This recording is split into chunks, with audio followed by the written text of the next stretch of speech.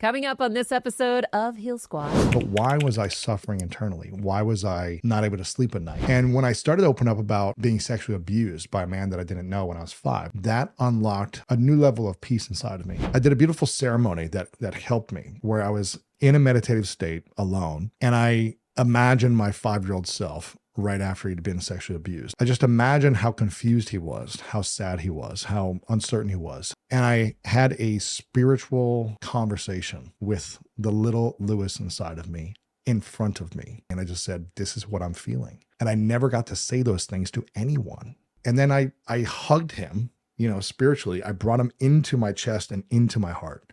And I just felt love, and I connected him to where I'm at today.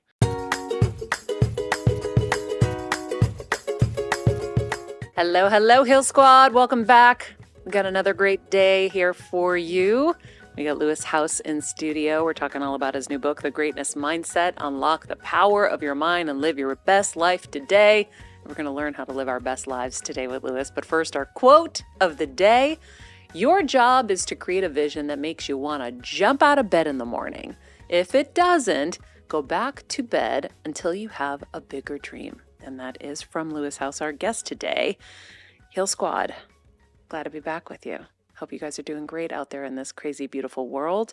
If you're new to the show, this is what we do here every single day. We bring in people like Lewis who are going to help us get better in all areas of life. We have a very strong focus on health and wellness, and we love to acquire new tools to take in, put in our tool belt and take into this life with us and get better. So welcome. You're officially a part of the Heal Squad. And if you want some merch, you can go to mariamenounos.com or healsquad.com and get yourself a Heal Squad mug or a t-shirt and remind yourself that you are a part of the squad and on this journey. Let's get right into this with Lewis. So Lewis House is a New York Times bestselling author. He's a keynote speaker, entrepreneur, and host of the top podcast, The School of Greatness. So he knows all about greatness. House was recognized by the White House and President Obama as one of the top 100 entrepreneurs in the country under 30. Details magazines called him one of 5 internet gurus that can make you rich. Today we're talking about his new book, like I said, Unlock the Power of Your Mind and Live Your Best Life Today. So he's not only going to make you rich, but he's going to help you heal. And we're going to talk all about that right now. I'm so excited about this book because I'm going to take all the assessments when I'm on a flight. Perfect. to travel next week.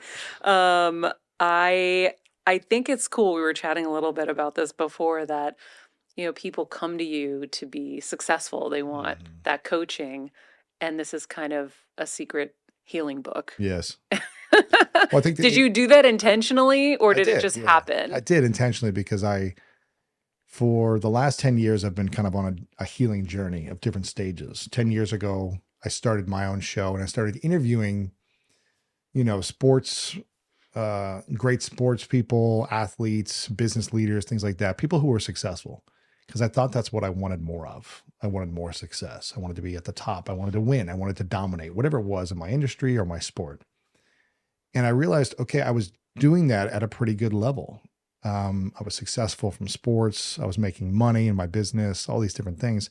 But why was I suffering internally? Why was I not able to sleep at night? Why was I stressed out? Why was I really reactive? When someone would poke on the emotional wound in me that I'm not enough, or I'm being abandoned or being abused, why would I get so explosive or reactive or defend myself so quickly?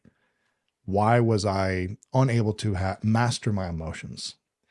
And when I started to open up about being sexually abused by a man that I didn't know when I was 5, it was one of my first memories is being sexually abused. And then I started to open up and heal about that and talk about this. I've talked about it for almost 10 years now. That unlocked a new level of peace inside of me, but I still had more trauma or memories that caused a lot of pain and wounds that I hadn't mended yet. Yeah, like your dad. So many different things. Yeah. My brother was in prison for 4 years when I was 8. So I didn't have friends for about 4.5 years because growing up in a small town in Ohio, we didn't hear about this. And so when it's like, okay, your brother went to prison, my kids can't hang out with you. Yeah. Right? You're bad, obviously. Yeah. You're bad. Like he's influenced you, whatever it is. And so I just, my parents gotten a lot of arguments and fights. So I just didn't feel like there was a healthy, loving relationship model for me to witness. they did the best they could. They both, well, I felt their love, but I knew they didn't love each other. So it was like a challenge of understanding relationships as adult. And so I just had to learn how to heal, and I didn't know how to do it. I didn't have the tools. I didn't have the teachers. I didn't have really the courage to start talking about these things, because I thought if anyone knew these things about me, no one would love me. No one would like me. No one would be my friend if they knew how ashamed I was about my past, about what I had done, about what other people had done to me, how I felt about myself, all these things. And so. And this was just 10 years ago. It was 10 years ago, yeah. And 10 years ago, where were you in the Lewis House, external career? I mean, I had a multi-million dollar business that I created, like an online marketing company. I had I was a professional athlete. I was a 2-sport All-American at that time. I was also playing with the USA national team for an Olympic sport called team handball. So I was still like being elite. How can I be elite? How can I be at the top? How can I win? How can I grow? And I was accomplishing these things. Like the things I was doing was getting me to get those results. Mm-hmm. But I wasn't able to sleep at night. I would just sit there for an hour or two, ruminating, stressing, worrying. My relationships were up and down, both personal, intimate, family, friends, right? It was like kind of all up and down. And so I went through a period of time where I finally got into a physical fight playing basketball 10 years ago. And this kind of unlocked the world of healing for me and having the courage to open up. And it was just a normal pickup game, just playing basketball in the mean streets of Beverly Hills. And we were playing pickup basketball. It's just a fun game, but some guys started saying stuff to me that just hit my wound. And I remember what he said? I can't remember, but it just felt like anytime anyone said anything that hit the wound, it was like, okay, someone's abusing me and taking advantage of me. And there was like, I needed to defend myself. If someone cut me off on the road, they're attacking me. It's just what it felt like, even though it's not what was happening. So my interpretation was off. And I would take things very personally, when people would say things or do things that I didn't like. And so I got in a fight on the basketball court, and I remember afterwards going up to my place, my apartment, looking in the mirror and kind of like just I was like shaking. I hadn't gotten in a fight since I was like a teenager, right? So 30-year-old guy, I'm like, what am I doing? I look in the mirror and I can't recognize myself. I'm just like, who are you? I kept saying this over and over in the mirror. It's like, who are you, Lewis? Who are you? I didn't know who I was anymore. Wow. And it kind of scared me. Now, luckily the guy was okay and everything, and it was fine, but it scared me of what I was capable of doing with such little. It was just like, there was nothing I should have reacted to, but I overreacted. And my friend was with me at the time, my best friend. And he said, I don't want to hang out with you anymore if you're going to be like this, because it became in like a pattern where I was reactive. And then I kind of snapped and got into a fight. He's like, I don't want to hang out with you anymore if you're going to be like this. And that's when I said, oh, if my best friend doesn't like my behavior, then I got to change my behavior. It's not about everyone else in the world. It's about me. And I'm the common denominator. So I started to go to as many workshops and reach out to therapists and actually start talking about things that were causing me to, because I didn't know the root. I didn't even think about the sexual abuse. I didn't think about my parents. I didn't think about the prison stuff from my brother. But I started to talk about these things, and it allowed me. Were you someone that compartmentalized? I just didn't. I tried to block it. Almost. It didn't exist. Yeah, almost every week for 25 years, the memory of being sexually abused in a bathroom by a man would be like a quick movie in my mind. But I would just like, okay, let me go work out. Let me go block it. Let me go whatever. Let me go make money. Let me go focus somewhere else. And I think it's really hard to run away from our shame and our pain. We can only run for so long and so far. It's just always going to keep catching up to us at some point. And so I was running away from something that I was ashamed of, and I was chasing something that I thought would give me peace. And it never gave me peace. Like winning, accomplishing, making money, it didn't give me peace and healing. Yeah, good distractions. Yeah, it made me, not broke and poor, but it didn't give me a sense of like fulfillment and peace inside. And so I had to learn how to heal. And the journey started 10 years ago. And it's been like different stages of healing emotionally and psychologically. And it wasn't until like the last 2 years when probably 2.5 years when it unlocked a whole nother level for me. I used to have a ball of pain in my chest. I don't know if you've ever had this. Like, My husband has. He used to sleep with a hot water bottle. really? Yeah. It's kind of felt like a ball in my chest with like pain, and it kind of come and go. And I'd have like a clenching in my throat. It felt like someone was strangling me. And I never understood why this was happening. This typically happened when I was in intimate relationships. And when I was single, I felt peace. But when I got into a relationship, I didn't know how to not abandon myself, because I would give in to please others of what they wanted, what they needed. Well, because you wanted that love. I wanted the love. Yeah, I wanted to And be if accepted. you didn't do that, you might not get the love. Exactly. Or they'd scream at me, or they'd give me the cold shoulder, or they'd not talk to me, or whatever. And I didn't know how to handle those emotions.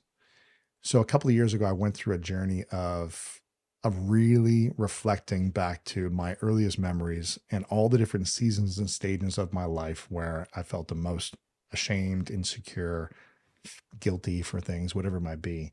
And I really started to do like deeper spiritual ceremonies with my 5-year-old, 7-year-old, 11-year-old, 15-year-old self, until I felt harmony and congruency and peace, and created new meaning from those memories.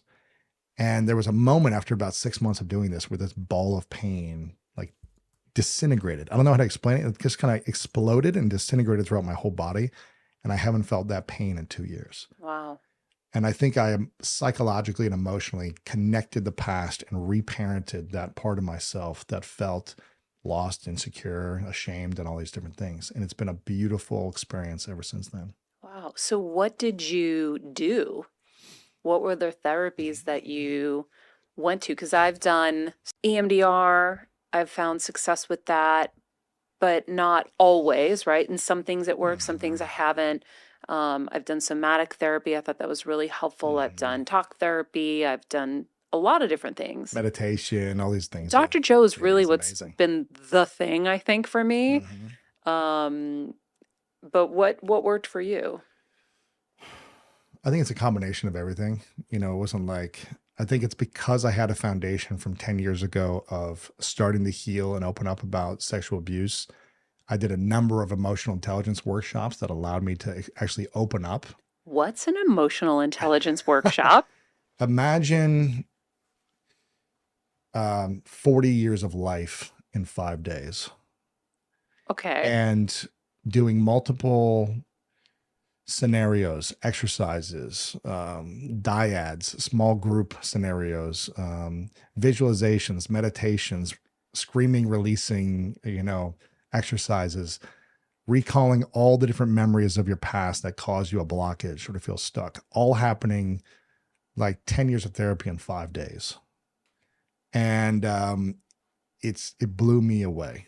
Wow. It blew me away. Where did so you do I did this here in LA like 10 years ago. And there's different workshops all around the world and different centers that do these types of workshops.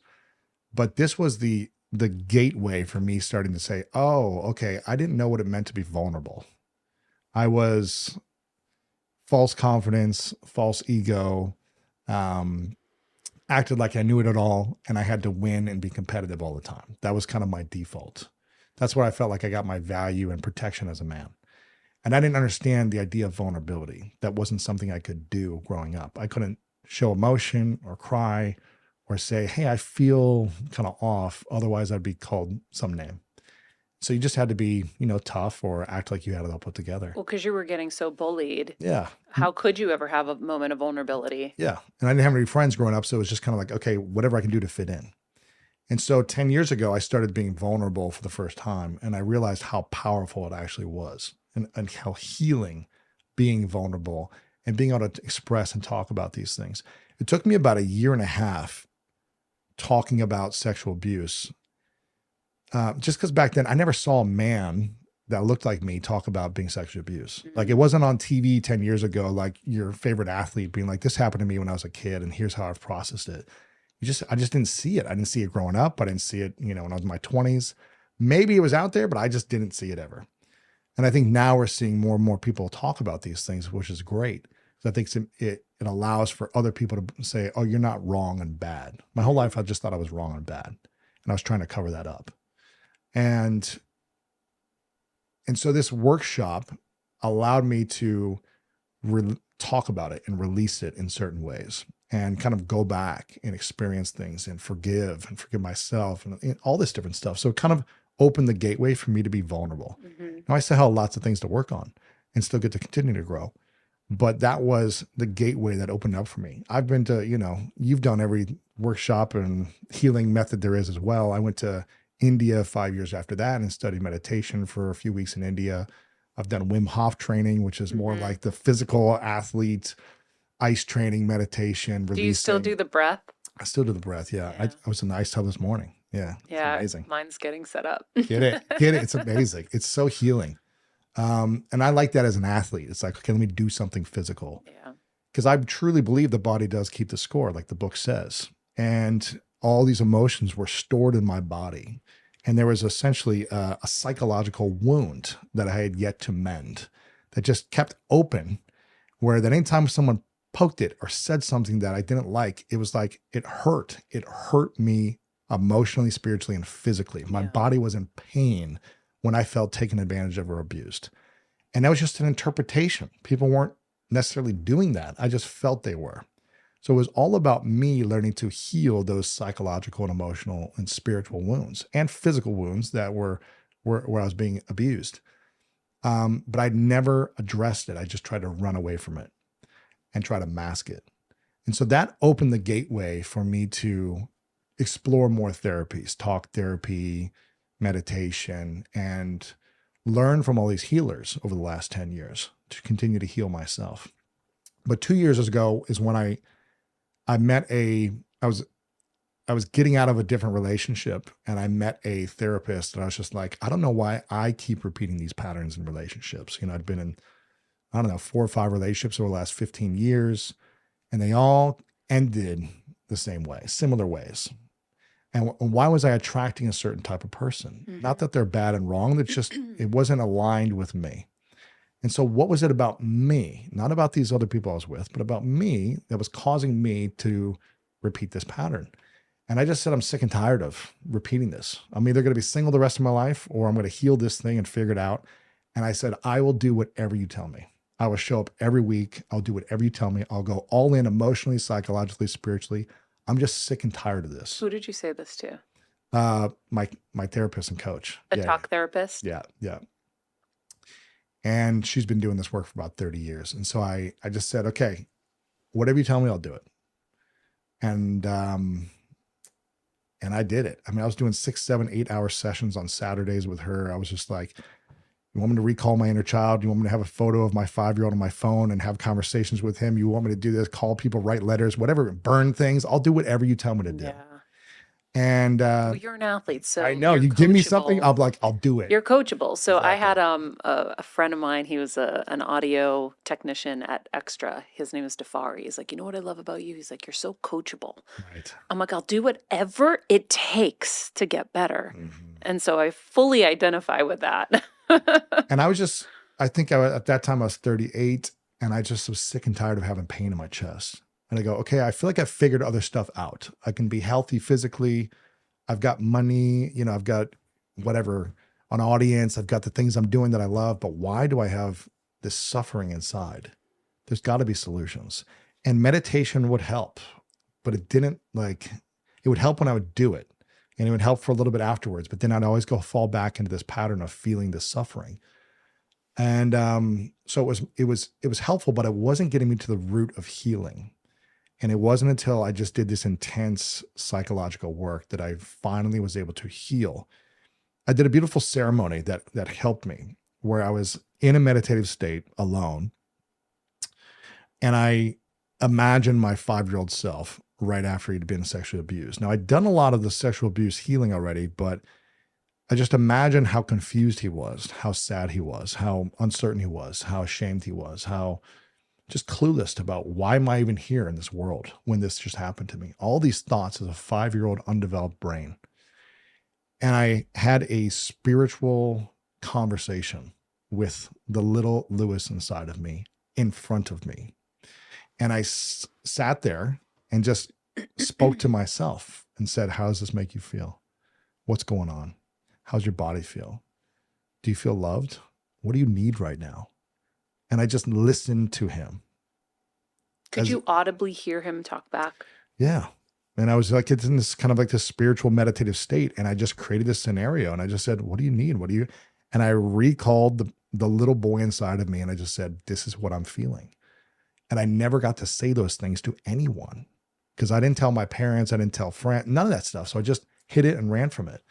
And so I got to, as an adult in the room, speak to my younger versions of self and create. And then I hugged him, spiritually. I brought him into my chest and into my heart. And I just felt love and I connected him to where I'm at today.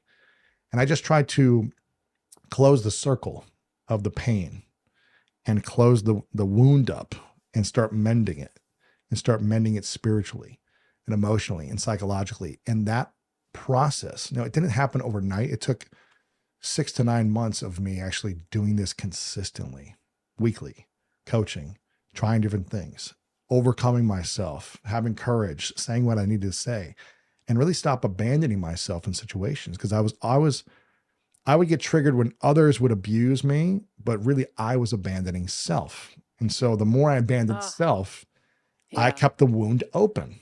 And so I had to learn to stop. Because you don't have boundaries. They create boundaries with anyone. I said yes to everyone. I said, whatever you need, how can I help you? I'll help you all day long. And then, when they would do something that was hurtful, I was like, man, that sucks. And I would still try to help them more. It was just, I'm here to give and let me do whatever you need.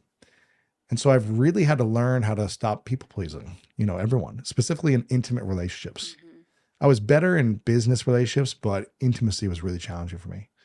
And I had to learn to just say, no, it's not worth being in a relationship with anyone if I'm abandoning myself. If they don't accept me for who I am, then we shouldn't be in a relationship. If I have to keep changing who I am for them to like me or love me or accept me, it's not an aligned, harmonic relationship, So that's been a journey for me these last 2 years. Wow. And really saying 100% what I think and feel, no matter what the consequence. That's tough.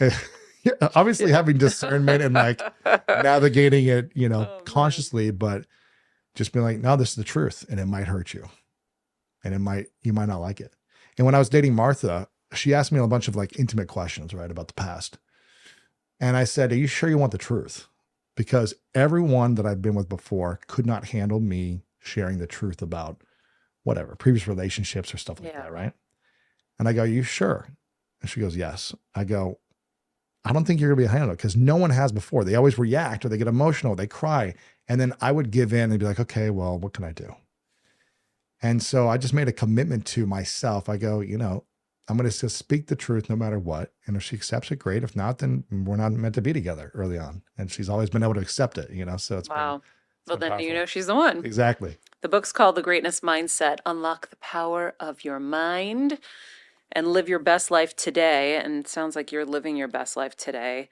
I really, really loved so much of this book. And I love there were 3 categories that you were talking about. You have to ask yourself if you're fulfilled in each category. Mm-hmm. And then that kind of tells you where you're at. You get a cumulative score. Yes. Can you go through that? Because I was going in through there and I'm like, wow, I'm kind of failing here. And that's when I realized this book was placed in my hands at the right time for the right reason. Yeah, well, there's a bunch of different courageous questions you can ask yourself. But I would like to do an assessment with you first. Oh, shit. And ask you, you've been sharing a lot publicly about what's happened with surgery and the different stuff and the scans and all these different new information you have, right, mm-hmm. about your body. And there's a lot that's happening in your life right now, physically, emotionally, business is growing, you have a baby on the way, all these different things are happening at once. Yeah. On a scale of 1 to 10 in the last year, if you could do a scale of self-love and inner peace, 10 being you have all the self-love for yourself, not in a narcissistic way, but you truly care and love yourself authentically. And you have inner peace. You're not emotionally stressed out for crazy reasons. Mm-hmm. And 1 being you hate yourself and have no peace. Where are you, honestly? Okay. If you could say in general. Okay. On that Explain scale. Emotionally crazy. things? Like, what do I you mean mean, when you're you're not saying, like you feel at a 10, you feel like nothing phases you. You feel inner peace all the time. Mhm. You really take care of yourself. You really take care of yourself. You say kind things to yourself. You truly love and accept who you are. Mhm. You're not perfect, but you accept who you are. I think I'm pretty good in those areas because I've done so much work. Um, I mean, gosh, I'm everything I learn on this show every day I'm Yeah. applying, like the studious nerd that I am, whether it was Mel Robbins' high five, I'm high Mhm. fiving myself in the morning. I'm doing my grateful list at night, and I'm doing a grateful list in the morning, and I'm giving myself all the self-care I need. If I need a massage, I'm getting a massage. If I Mhm. need to stop and meditate, I'll stop and meditate. I am taking really good care of myself. So I feel like that means that I love myself if I'm doing all those And what things. about inner peace? Because Um, people can do those things and take care, but do my you have inner peace has been a little rocked. It's been a little rocked. And I think I've outgrown certain relationships. Mm, I've outgrown experiences. I don't know if I'm coming or going. Am I staying in LA? Am I leaving LA? So there's a lot of uncertainty inside of where I'm supposed to be. And also, kind of, I think because after brain surgery 6 years ago, I committed my life to this journey of mm. getting better and doing it with everybody. Thank you, Hill Squad. Um, I also have not really had a true clear direction. Really? I just am like, Like a purpose, you mean? Or like a, I know this is my yeah, purpose, but you don't know where you're going with it. but I'm kind of just floating, right? Mm. Where I'm like, God, just take me where I'm supposed to go and show me Mhm. the way. And that's kind of how I lived my whole career in life. I always just said, I'll be a good person, I'll work really hard, just take me where I'm supposed to be. And I went into things I never thought I was going to go Right. into. And I've had a really fun and exciting and cool life. There's been a lot of rough stuff too. But when I was reading this, I was like, ooh, I think it's really time. I think the thing that's gnawing at me now is that I don't have that, like, Mm. that's what I'm doing.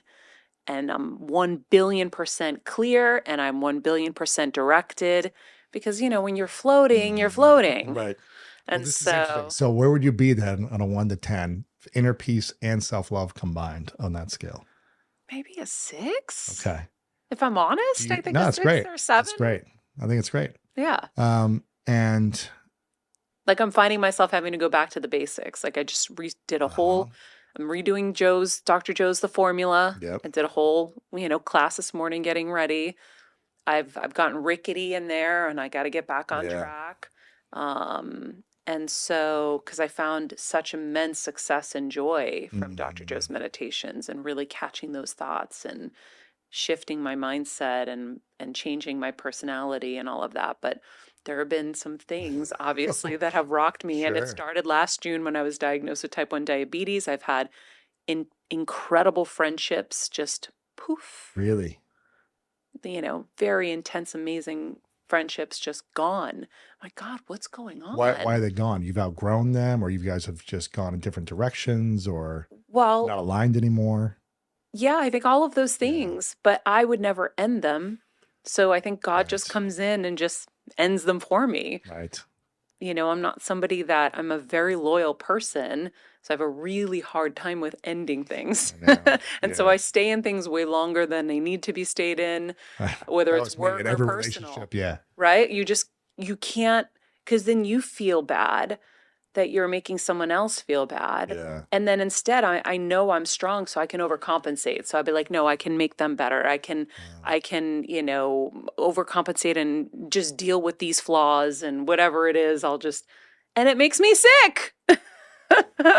So, yeah, Okay, so you had a 6 or a 7. yeah, I something think like it's that. honest. You've been through a lot too.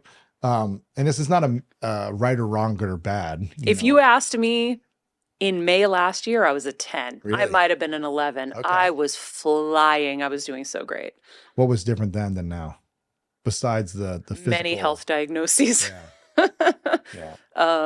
And then just, yeah, a lot. Well, I think what really happened is if I think about it right now, I started those meditations like late January and my whole life started shifting and Mm. changing and I didn't want the same things anymore. So I couldn't Um, do the mundane.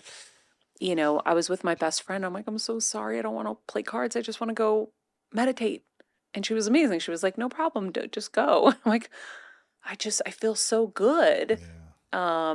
And then other people started shifting out of my life too, whether they were, doing drugs or whatever. And I didn't know, but now it's very glaring. Right. And just a lot of things just have shifted since then. Yeah. On page 201 of the book, you'll see there's a graph on page 201. Yes, I have it marked. I loved it. Yeah. And it's, one of this is The not greatness mindset. This is not a make wrong or good or bad or better than or less than. This is just an assessment that I like to think about to see where you're at, and then to ask, okay, where do I want to be and how do I want to feel? Just like Dr. Joe talks about, like creating the feeling of the desired future now. You may not have what you want right now, but how will it feel? And feel it, and you'll draw that future to you now. Yeah, you delete that time and space. Exactly. And one of the things, you'll feel more powerless. It doesn't mean you're not a good person or you're not, going to have a great day, but you'll feel more powerless when you're not clear on your meaningful mission.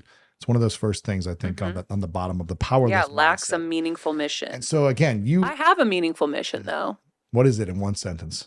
Is to help people with their health. That's the quickest people? thing. As many as I can.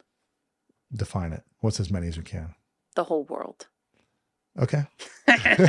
Great. I don't think anybody is sounding the alarms in health. Yeah. We're taught from a young age to achieve and to succeed and to make a lot of money and to get good grades. Health, it's like friggin' crickets. Yeah. And then nobody knows.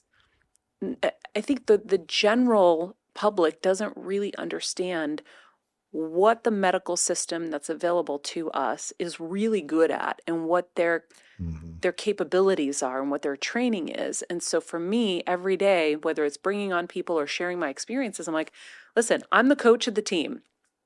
I'm not going to put my quarterback in defense. I'm not putting my defense in offense. I know who I have on my team for health and where I'm playing the players. I had a tumor on my pancreas. Guess what? I'm going to the hospital and they're going to remove it because they're amazing at surgery. They're amazing at diagnosis. Most of the time, amazing at diagnosing. Right. And they're great at prescribing. If I want to be healed, I'm calling my naturopath, right? Because she's going to investigate. She's going to get to the core and to the root of the problem. The regular medical system doesn't train people to get to the root of the cause. So I know what we need to be aware of so that we can make better decisions in our healthcare. And I know where the flaws in the systems are, and I'm continuously learning them. And that's why I know this is my mission, because I'm a communicator and I love to share all of this. And so I want to help people on their health journey. I love getting better in all areas of life. And so this is kind of what I'm committed to doing. Yeah. I also love a lot of things. Yeah. And so that's where it gets a little complicated, Sure. Lewis, because I literally love doing everything. I know. So it's hard, to battle all those things because some of those things take your attention as well. And I have to fill my fun cup. This is like my mission cup. I got to fill my fun cup. 100%. I think so too. I'm all about fun and play. And Martha, she just wants to have fun all the time. So for me, I'm surrounded by fun. I just think it's important for us to know what clearly are we doing for this season of life. It doesn't mean to be what I'm going to do for the rest of my life, but this season, that could be 6 months. It could be 2 years. What is the meaningful mission that I have right now? You might be in a phase of I'm in a recovery phase and a phase of being a mom and exploring what that's going to feel like and connecting and deepening my relationship with my child that's about to come here. And who knows? I won't know till I'm there. Exactly. So there's no right or wrong of you have to have it all figured out right now. In sports, I do a lot of sports analogies. There's always an off season where you get to reflect. How did I do this last season? Did I perform well? Do I still love this game? Do I want to play next year, or do I want to start something different? So it's not like you're right or wrong, good or bad, but I think when you are not clear what season you're in or where you're heading, you're going to feel more powerless. You're just going to feel like, well, what am I really doing? Yes, you can have a great life, but what am I really doing? What is my purpose? And so it's just to get clarity. And so you said it, like my intention is to heal the world, give them these tools. And I think the more defined you can get with that, it's going to give you more clarity on okay, so I'm actually going to have these types of conversations with these people, and I'm going to do these things, but I'm not going to do these other things that don't support that mission. I made a chart I have all back these in the little day. businesses I want to do. Yeah. I made a chart back in the day. Whenever I would get overwhelmed, I would make a chart and I'd put everything I'm doing in the left margin. I'd put what I wanted over here, and what I wanted was a talk show. And anything that didn't draw the line all the way over got cut. Don't do it. And it was so easy because I would be so overwhelmed. The kettle would be running hot.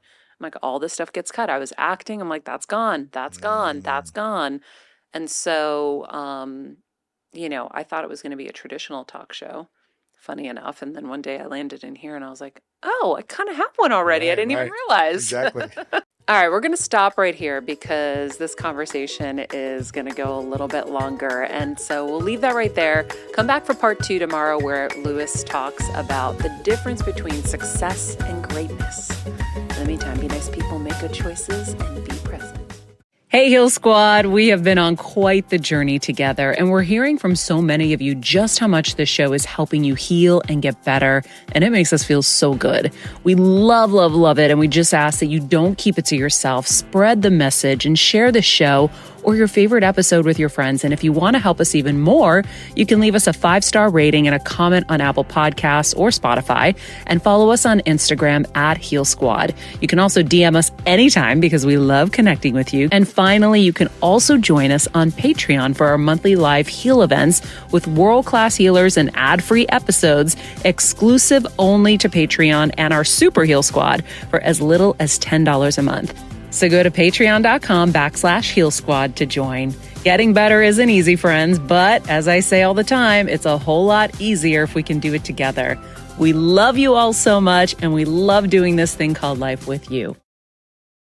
This podcast and all related content published or distributed by or on behalf of Maria Menounos or MariaMenounos.com is for informational purposes only and may include information that is general in nature and that is not specific to you. Any information or opinions expressed or contained herein are not intended to serve as or replace medical advice, nor to diagnose, prescribe, or treat any disease, condition, illness, or injury, and you should consult the healthcare professional of your choice regarding all matters concerning your health, including before beginning any exercise, weight loss, or healthcare program. If you have or suspect you may have a healthcare emergency, please contact a qualified healthcare professional for treatment. Any information or opinions provided by a guest expert or host featured within website or on company's podcast are their own, not those of Maria Menounos or the company. Accordingly, Maria Menounos and the company cannot be responsible for any results or consequences or actions you may take based on information or opinions.